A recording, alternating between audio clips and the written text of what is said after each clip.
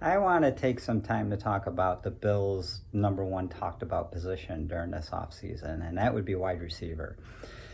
It's well known that the Bills lost Stefan Diggs, traded him to Houston, and they lost Gabe Davis to free agency. Those are their number one and number two receivers. Stefan Diggs, perennial Pro Bowlers. Everybody knows who he is. Had 107 receptions last year. Gabe Davis was injured a couple times last year.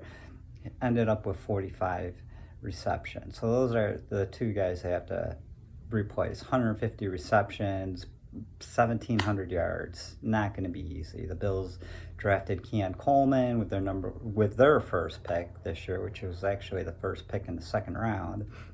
Keon Coleman doesn't have a reputation for being speedy. He's struggling during the preseason game last week. He struggled to get separation from the defenders. That's the report out of training camp. He's having the same problem. Not looking good for Keon Coleman.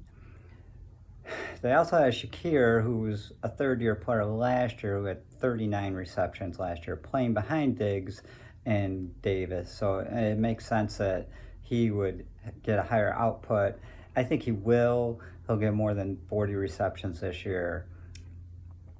He's overrated around here. He's not gonna get 100 receptions. I feel like he's gonna fall in that 70 to 75 range.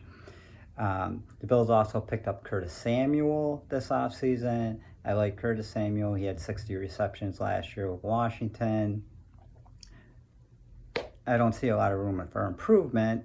He's going to be in the same range as Shakir, I think, 70, 75 receptions. They also have Dalton Kincaid, who was a rookie tight end last year, was very productive, 73 receptions last year. You can't really look for him to have much input, much upside from there.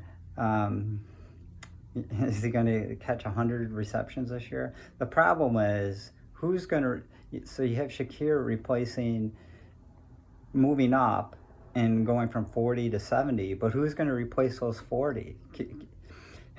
Can you see how they're just moving up second-tier wide receivers into first-tier status, but who's taking over the second-tier guys? And the guys that were second-tier last year, they're not going to replace Stefan Diggs. They just don't have the talent.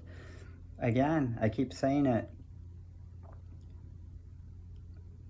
The Bills are in trouble.